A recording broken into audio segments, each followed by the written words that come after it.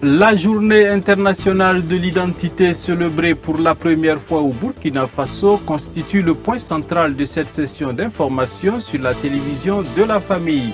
Bonsoir dames et messieurs et merci de nous suivre. Eh bien, le Burkina Faso tient pour la première fois ce 17 septembre 2020 la journée internationale de l'identité, aussi nommée Haïdi Day.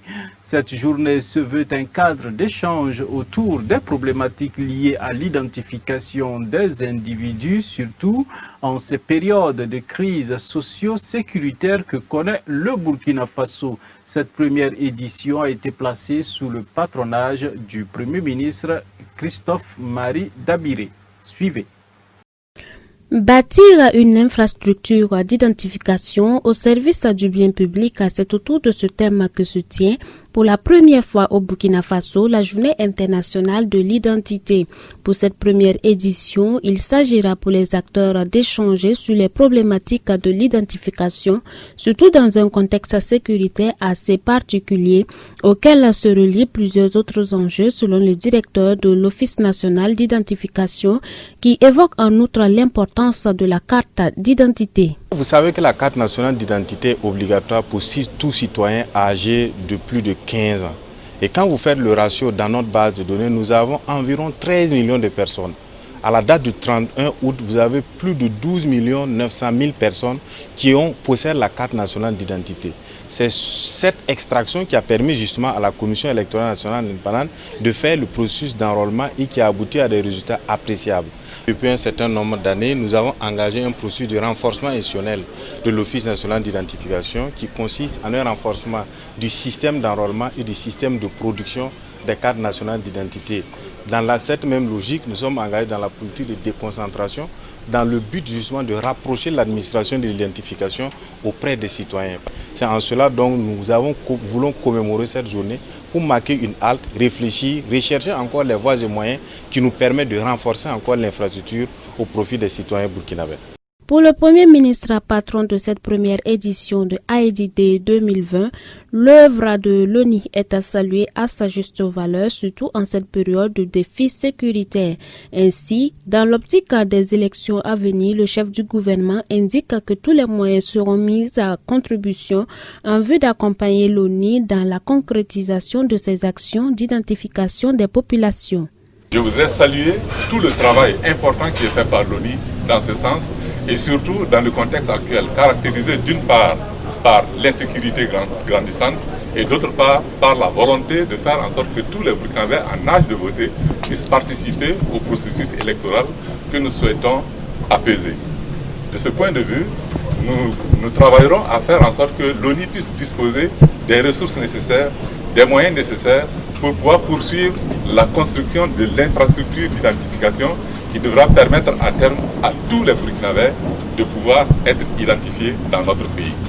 État des lieux du processus d'identification, identité et déplacés sont entre autres les points abordés à ce colloque marquant la première édition de la Journée internationale de l'identité dénommée Haïdi Day 2020. Faut noter que cette journée est initialement commémorée le 16 septembre de chaque année. Ce reportage sur la Journée internationale de l'identité a été signé Delphine Banissi, Jonas Tondé. Eh bien, pour marquer ses 25 ans d'existence, la chorale évangélique Gospel Ebenezer décide de marquer une halte à travers un concert d'action de grâce. Elle l'a annoncé au cours d'une conférence de presse ce jour 17 septembre à Ouagadougou. Cette conférence a été aussi l'occasion pour elle de faire le bilan de ses activités et de donner une ébauche de ses perspectives à long terme. Antoinette Bénon et Gédéon Tapsoba pour le compte-rendu.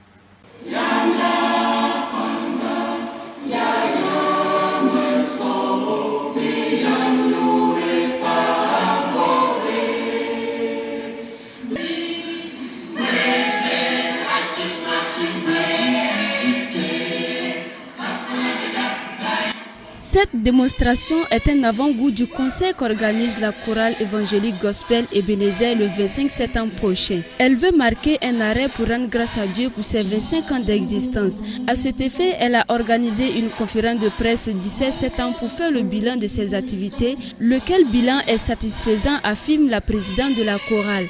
La principale mission de la structure, c'est d'amener des âmes à Christ, et cette mission menée pendant 25 ans est loin d'être terminée car elle a des visions à long terme. Notre vision, c'est que les gens brisent les barrières dénominationnelles. Quand nous partons à des endroits pour chanter, que chacun ne reste pas dans son coin. Ah, je suis de l'église de mission apostolique, je suis du CIE, je suis des AD, je suis des... Non. Christ a sauvé tout le monde par son sang. Nous croyons au sang de Jésus, nous croyons à Jésus, nous croyons au Saint-Esprit, nous croyons à Dieu le Père. Donc, nous sommes un. Donc, nous n'avons pas de raison pour nous diviser. Et notre vision, c'est que cette unité demeure jusqu'à l'avènement du Christ. Parce que dans notre chorale ici, nous avons des jeunes, nous avons des adolescents, nous avons des personnes âgées. Et je peux dire que la chorale va de 13 ans à 68 ans. Donc, nous voulons que cela reste, même après nous. C'est pourquoi nous formons les enfants, les ados, pour que la chorale ne s'éteigne pas. Et nous avons un chant qui nous dit que nous aimons bien le chanter. Nous n'avons pas le temps de nous éteindre. Et pourquoi pas le chant? Je sais que dans l'église, on fait plusieurs choses. Ben, on évangélise, on prie, on chante. Mais la parole de Dieu nous dit qu'au ciel, toutes ces activités prendront fin, sauf la louange. Nous allons louer le Seigneur nuit et jour, à chaque moment, à chaque instant. La louange demeure. Donc nous voulons que cette louange reste au sein de notre nation jusqu'à ce que nous nous retrouvons au ciel ensemble. La chorale évangélique Gospel Ebenezer, qui est une chorale interdénominationnelle regroupant toutes les couches sociales et nationalités, mène d'autres activités à part les prestations. À part les répétitions, nous menons beaucoup d'activités. Par exemple, nous participons à l'évangélisation, c'est une activité, et nous participons au camp biblique des jeunes, des étudiants, des élèves, et nous participons aussi à l'appel des autres, à d'autres invitations et pour des autres institutions. Nous rendons visite aux malades à l'hôpital, nous allons, et nous rendons visite aussi aux détenus de la maison d'arrêt de correction de Ouagadougou. En plus de son impact positif sur la vie de l'Église, elle est aussi un maillon fort dans le développement du Burkina Faso, car par ses prières et ses actions, des personnes retrouvent la joie du cœur. Malgré les difficultés rencontrées, la chorale demeure toujours, et cela grâce à l'humilité de chacun. Née d'une école de musique en 1995, la chorale comptait 30 membres, mais aujourd'hui elle comptabilise environ 120 membres dévoués pour la cause de Dieu. Ainsi, ce concert d'action de grâce qui se tiendra le 25 septembre prochain au Sénasa et d'ailleurs gratuit sera l'occasion pour la chorale de démontrer son savoir-faire. Le ministère du Commerce, de l'Industrie et de l'Artisanat a lancé en début de semaine une opération de contrôle des prix des fournitures scolaires. Objectif, veiller au respect de la réglementation tant en matière de prix qu'en matière de qualité de ces articles scolaires. Antoinette Bénon et Gédéon Tapseba ont pris part à cette tournée de sensibilisation et voici leur compte-rendu.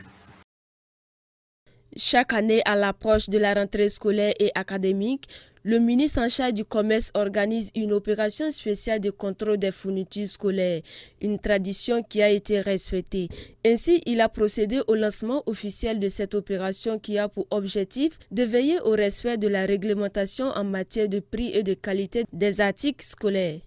Ces opérations de contrôle dont nous effectuons le lancement officiel ce matin ont débuté en réalité depuis le 1er septembre 2020 et vont se poursuivre sur toute l'étendue du territoire national jusqu'au 30 novembre 2020. Il s'agira pour les agents de contrôle de vérifier le respect de la réglementation, notamment le respect des prix, des marges, de la procédure d'importation, le respect de la facturation, de la publicité des prix, à savoir les affichages, le marquage, l'étiquetage, ainsi que les dispositions relatives au commerce de distribution. Au regard des difficultés économiques liées aux effets néfastes de la maladie à coronavirus que connaît notre pays, le contrôle de cette année s'avère plus que jamais nécessaire pour une rentrée scolaire et académique apaisée. Alors, les agents de contrôle, avec l'œil des journalistes, ont fait le constat sur le terrain. À part la librairie Diakfa et celle de Jeunesse d'Afrique, les autres librairies visitées n'étaient pas en règle. On a commencé aujourd'hui par Diakfa, après la librairie de la Jeunesse, et ensuite les détaillants qui font face donc au collège de la salle. Pour le moment, en tout cas, en ce qui concerne les deux grandes librairies, les prix sont publiés. Par contre, en ce qui concerne les détaillants, les prix ne sont pas publiés. Cela constitue déjà une infraction. Parce que la publicité des prix, l'affichage des prix, c'est un droit pour le consommateur et ça permet de vérifier si effectivement le prix qui a été fixé par l'importateur ou le grossiste est respecté. À écouter le ministre en charge du commerce, le sort réservé aux commerçants qui ne respectent pas les normes est une amende allant de 500 à 500 millions. Mais il affirme que son souhait, c'est que tous respectent la réglementation. Par ailleurs, un numéro vert est disponible pour les consommateurs qui viendraient à constater des pratiques illicites en matière de commerce des fournitures scolaires ou tout autre produit de grande consommation. C'est le 80 0011 84.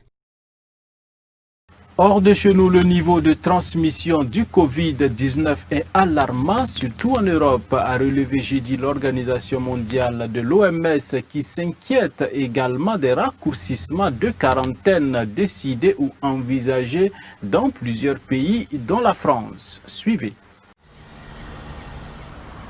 Pour l'Organisation mondiale de la santé, le niveau de transmission du Covid-19 est alarmant en Europe. L'OMS s'inquiète notamment des décisions politiques prises ou envisagées par certains pays comme la France pour raccourcir la durée de la quarantaine. La semaine dernière, la France a en effet ramené de 14 à 7 jours la durée d'isolement en cas de contact avec le virus. Les cas hebdomadaires ont maintenant dépassé ceux signalés lorsque la pandémie a atteint son premier pic en Europe en mars. La semaine dernière, le nombre de cas hebdomadaires dans la région a dépassé les 300 000 patients. Plus de la moitié des pays européens ont signalé une augmentation de plus de 10% des cas au cours des 2 dernières semaines. Au Royaume-Uni, le Premier ministre a estimé ce jeudi qu'il fallait être dur maintenant pour contenir une deuxième vague et permettre aux Britanniques de pouvoir profiter de Noël. Boris Johnson appelle la population à respecter l'interdiction de se réunir à plus de 6 personnes en Angleterre. Je peux dire à toutes les personnes concernées que nous ne prenons pas ces décisions à la légère. Nous sommes d'accord avec les conseils locaux pour dire que nous devons suivre les données et agir. Et les données disent que nous devons agir maintenant pour pouvoir contrôler le virus. L'instauration d'un couvre-feu pour les pubs en Angleterre serait également à l'étude. Au Portugal, où les autorités envisagent de réduire la durée d'isolement en cas de contact avec le virus, la rentrée scolaire a débuté cette semaine en essayant de respecter au mieux les nouvelles règles liées à la pandémie.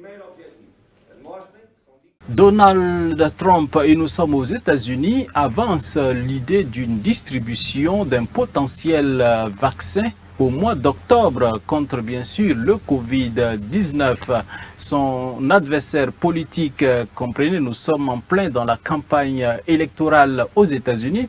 Joe Biden donc lui remet en cause la crédibilité du président pour gérer la pandémie.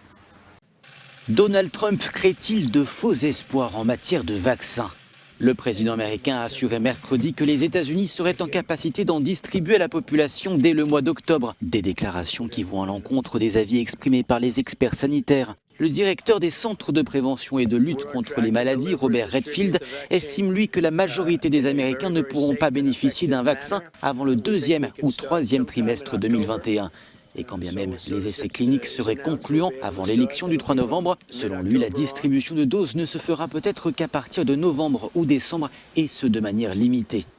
Les États-Unis sont bien placés dans la course au vaccin, avec plusieurs contrats signés avec des laboratoires dans le but de s'approvisionner dès que les premières doses seront disponibles.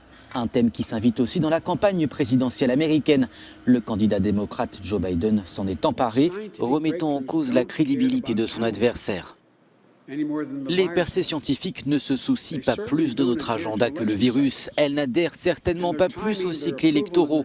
Et le calendrier de leur validation et de leur distribution ne devrait jamais être faussé par des considérations politiques. Joe Biden dit ne pas avoir confiance en Donald Trump qui a de nouveau cherché à rassurer la population en affirmant que le coronavirus finirait par disparaître avec le temps et encore plus vite avec les vaccins. Merci d'avoir été des nôtres, dames et messieurs. C'est un réel plaisir pour nous d'avoir partagé également ces moments avec vous. On se souhaite une excellente soirée en compagnie des programmes de la télévision de la famille. Bonsoir chez vous et à demain pour d'autres actualités. Dieu vous bénisse abondamment.